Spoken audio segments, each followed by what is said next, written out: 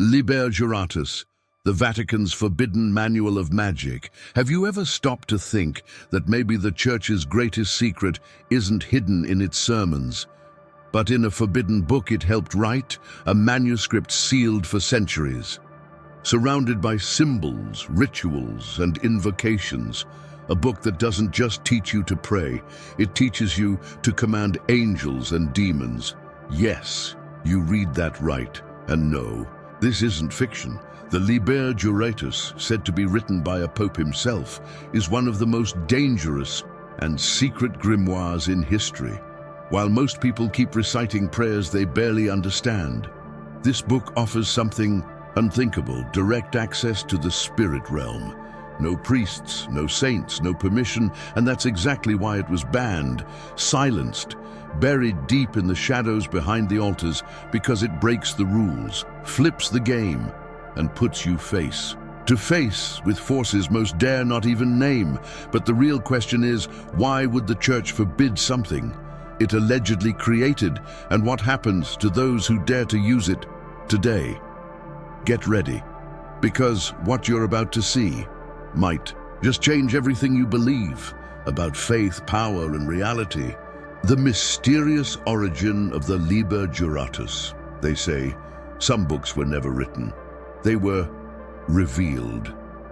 The Liber Juratus Honori is one of those enigmas, a manuscript that seems to have crossed invisible veils between heaven and hell. Officially, it's attributed to Pope Honorius III, a respected figure of the Catholic Church in the 13th century, which already sounds contradictory, doesn't it? A pope writing a manual to summon angels and demons. But that's exactly where the mystery begins. This grimoire's story doesn't start with witches or secret sorcerers under moonlight. It starts with the clergy itself, supposedly seeking divine knowledge without God's permission. A dangerous paradox. Back then, the world was ruled by fear and faith, and most of the time, those two were the same. The Church had near total control over what was sacred and what was profane, but not all knowledge born within the Vatican walls was meant to be shared.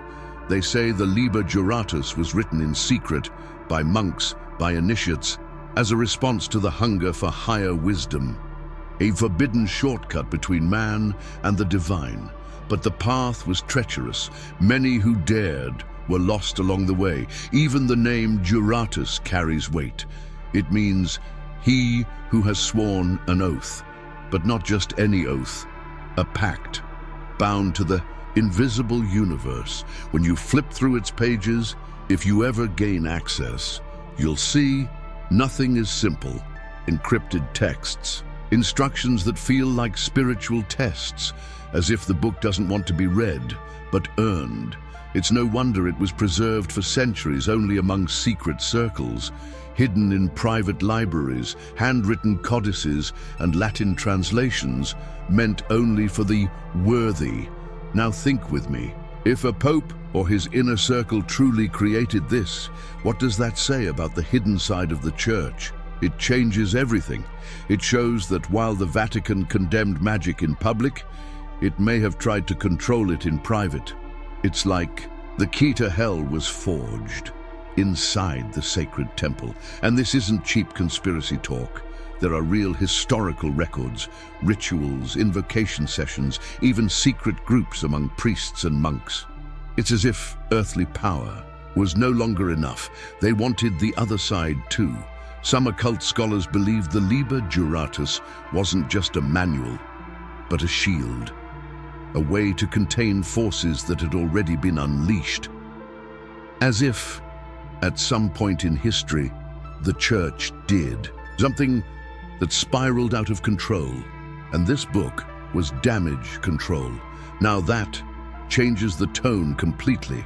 This isn't just curiosity, it's about containing something that should never have been touched. In practical terms, its origins parallel other grimoires, like the Clavicula Salomonis or the Ars Notoria.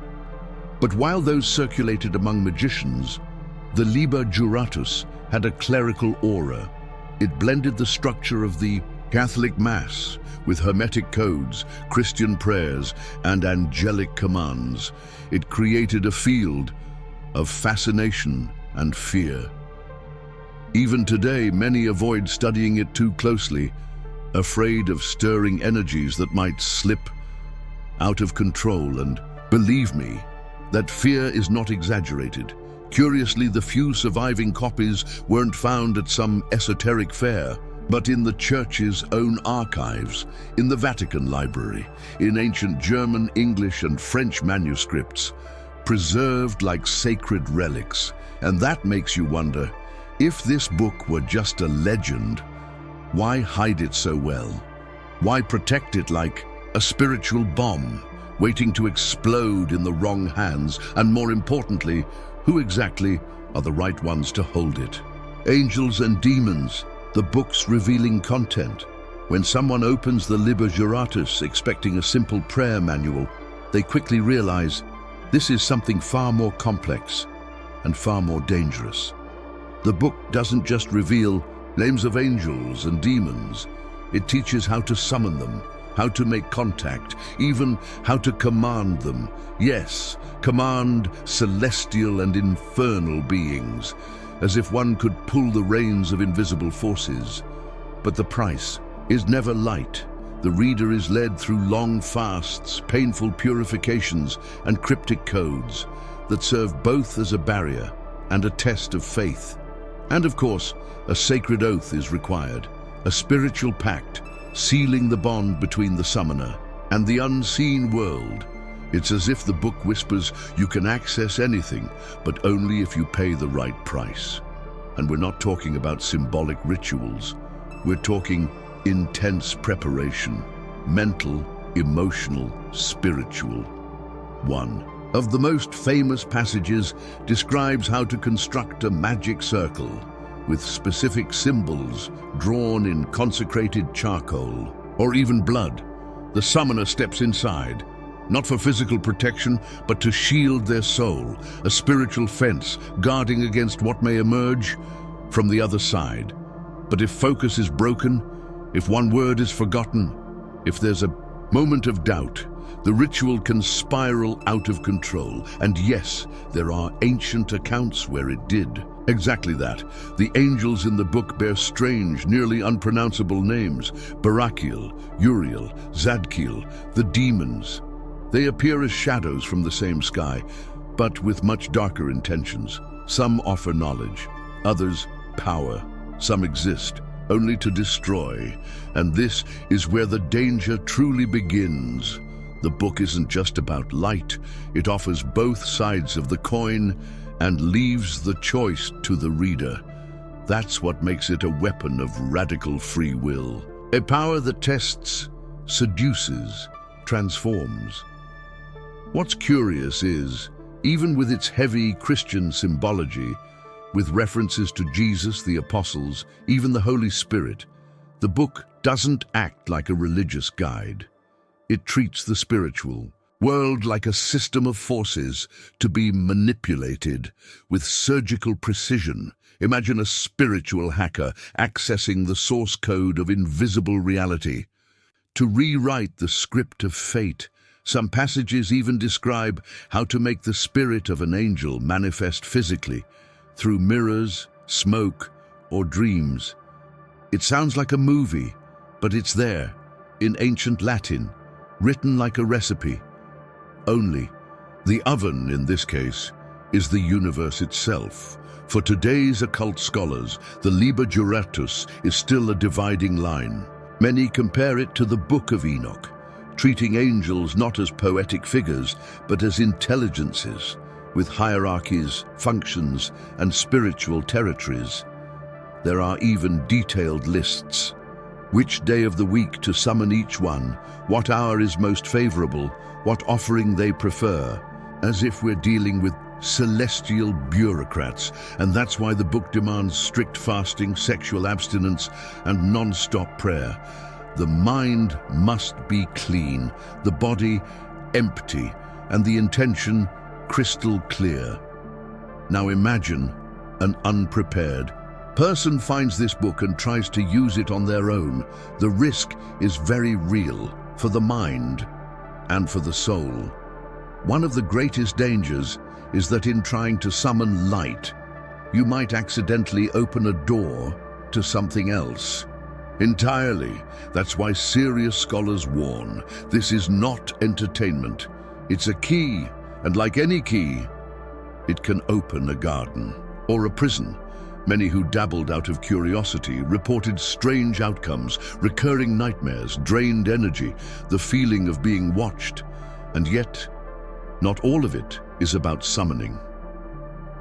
The book also teaches control over the elements, how to manipulate dreams, even ways to uncover hidden truths, like a lens that reveals the invisible for those seeking spiritual power. It's a tool that shines, but it shines like fire, beautiful from a distance, dangerous up close. If you want a practical glimpse of its world, study Hermetic Kabbalah or John Dee's angelic magic system. They're like younger siblings of the Juratus, adapted to keep people from going mad when staring too deep into the abyss. And the most intriguing part, even with so much revealed, the book gives no straight answers. It throws riddles, it challenges you, it tests your discipline, and just when you think you understand it, it opens another layer, even deeper. It's almost as if the book itself is alive, an ancient consciousness that only reveals itself to those who truly seek and who are ready to pay the price. And this is just the beginning, because once the reader grasps what the book truly offers, it begins to disturb forces that were never meant to be disturbed. The Church's persecution and the banishment of the Grimoire. It's strange to think that the very institution said to have birthed the Liber Juratus was also the first to hunt it down. In the Middle Ages, the Church wielded absolute authority, and it quickly realized that this book was fire among dry straw, fascinating, but dangerously flammable. What it offered went beyond the acceptable, even within sacred walls. Think about it, instructions to summon entities, to bend reality itself. That was a direct threat to the Church's spiritual monopoly, because if any believer could access the invisible realm on their own, what use was the priest, the bishop, even the Pope? The Church's response? Swift and merciless. The book was declared heretical, apocryphal, in some cases outright demonic. Copies were destroyed, monks who dared study it expelled. The very name Juratus became cause for interrogation, or worse. Then came the Inquisition, and with it, censorship struck like a sharpened sword. Libraries were raided, manuscripts burned, and anyone caught with a copy risked being branded a sorcerer. You didn't need to confess. Suspicion alone was enough to make someone disappear overnight. But as with all forbidden knowledge, the ban only fueled the desire. It's the old story of the forbidden fruit. The more they said, "Do not touch," the more people wanted to. The Liber Juratus began circulating in secret, hand-copied, disguised within psalms, hidden in missals, masquerading as harmless texts on astrology. Each new copy was slightly altered, names changed, symbols erased, titles disguised, every version added to the myth. The book became a whisper, passed between monks, alchemists, and initiates. And the persecution wasn't just words. There are historical records of torture, execution, and public burnings. Men and women condemned for owning books that spoke to heaven and hell. Fear spread like wildfire, but so did a quiet resistance. Small groups began to form, not cults, but brotherhoods, guardians of forbidden wisdom. They believed the book was not evil, only misunderstood.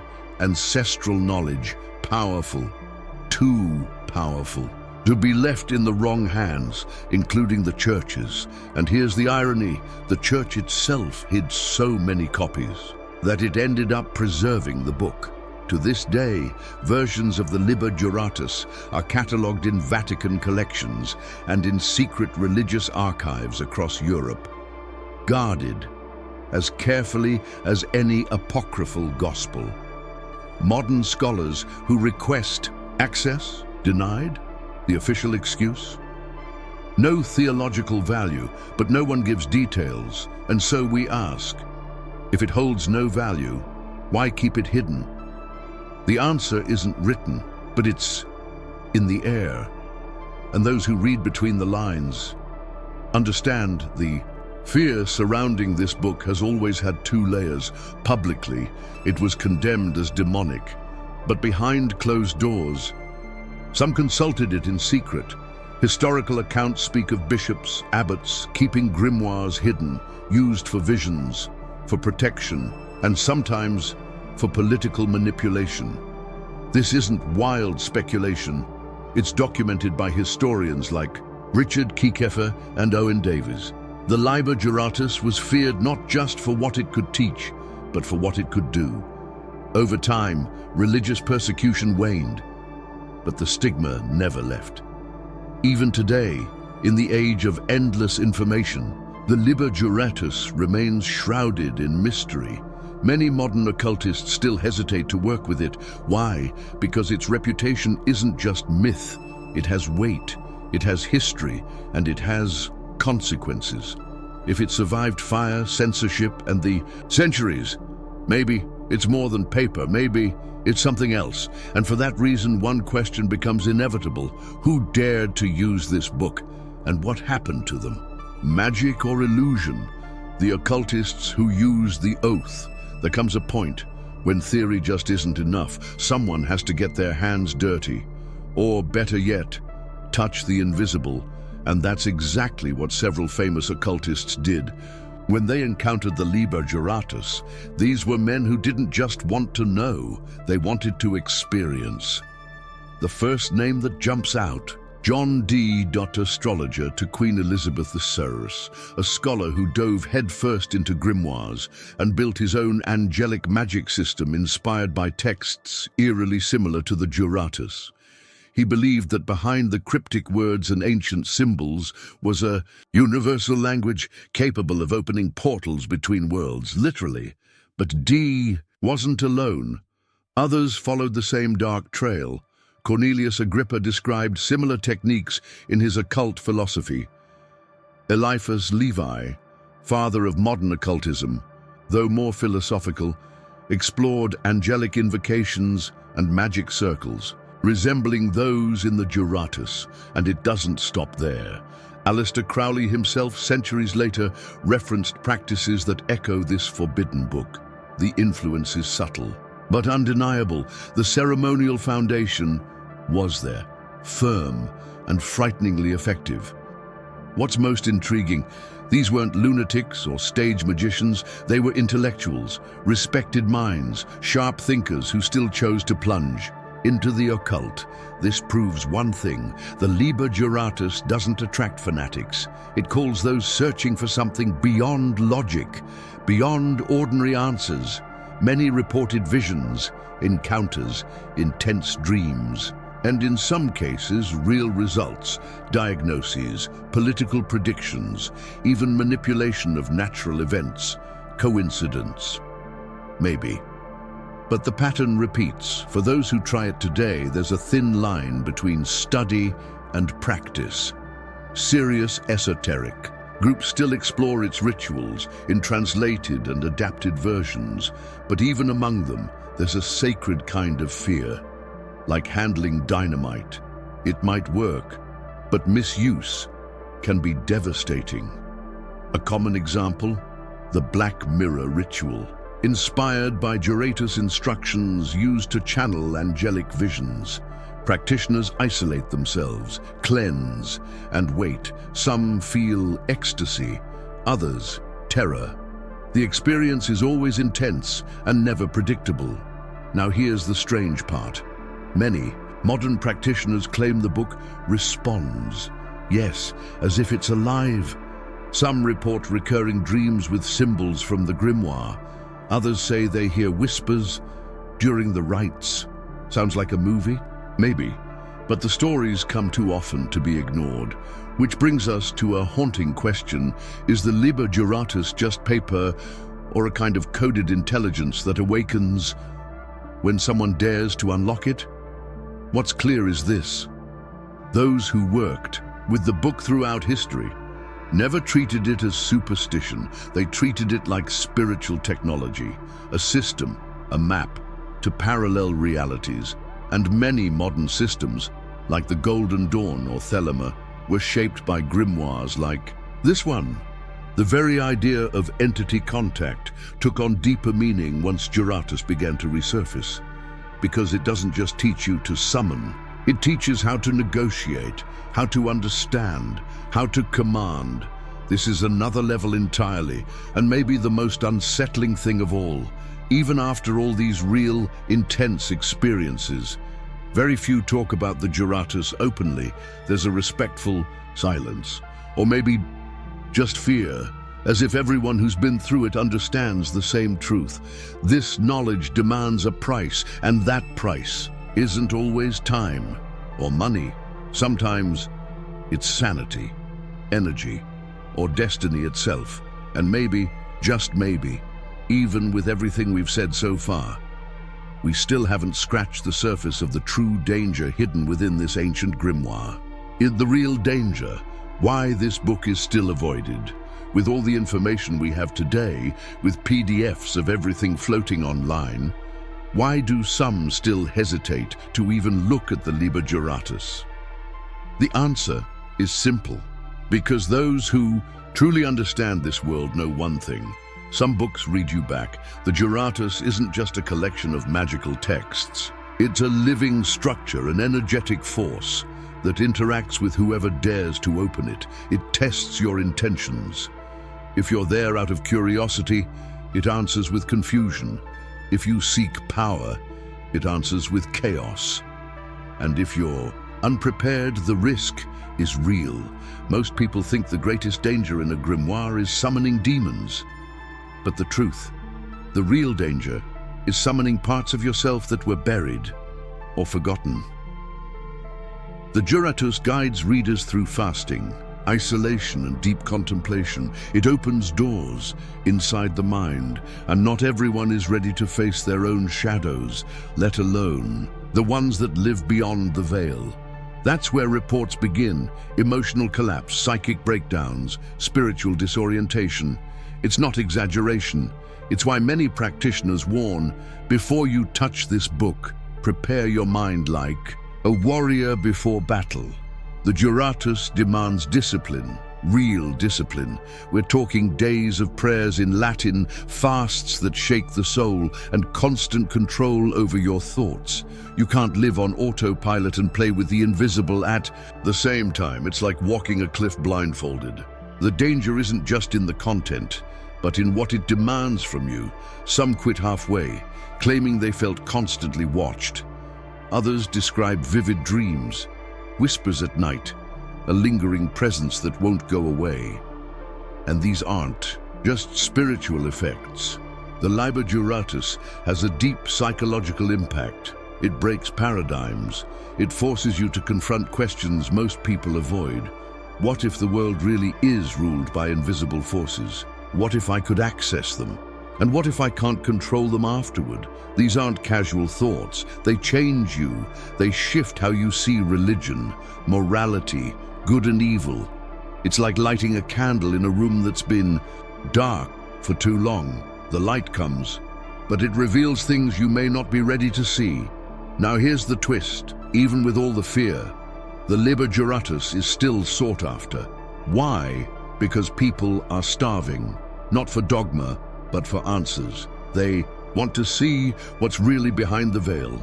They want power, not to dominate others, but to stop being slaves to ignorance. And the Juratus, with all its complexity, offers exactly that. Revelation, but the kind that changes your essence, that breaks you before it rebuilds you. And that's the real dilemma. The Liber Juratus isn't avoided because it's weak. It's avoided because it works, because it demands, because it transforms. It's not a book, it's an initiation. A solitary, merciless one. Those who enter never come out the same. Even the great occultists who studied it rarely put it fully into practice. Not out of fear, but out of wisdom. Knowing when to advance and when to stop, that too is power. And this grimoire teaches that more directly than any other. And still it lives, passed hand to hand in closed circles, slowly translated by modern linguists and mystics. It survives, not as a pretty book on a shelf, but as a spiritual test, an occult trial that transcends time. It resurfaces whenever someone dares to ask, what lies beyond what I was taught? And if you've made it this far, feeling that question burn inside you, maybe it's time to look deeper, but be careful, because some doors, once opened, can never be closed again. Now that you know the hidden power behind the Liber Juratus, let me ask you something. Are you really going to keep ignoring that something much greater is operating behind the scenes of reality? Or are you ready to search for what they never taught you in schools, in churches, or in ordinary books? The truth is, the spiritual world is not passive. It responds, but only to those who dare to ask the right questions. Do you have the courage to face the unknown, to go beyond the surface and dive where few ever dare?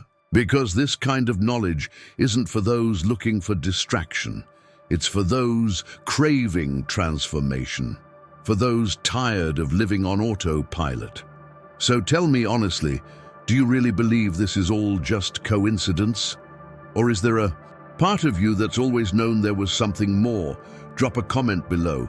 Tell me what you think. Have you ever heard of this grimoire? Would you dare to open a book like this? Would you invoke? Let's share thoughts, experiences, and maybe, just maybe, unlock this forgotten field of knowledge together. And of course, subscribe to the channel right now, turn on notifications, and share this video with someone who needs to wake up to these truths. Because here, we don't just study, we access what most don't even believe exists.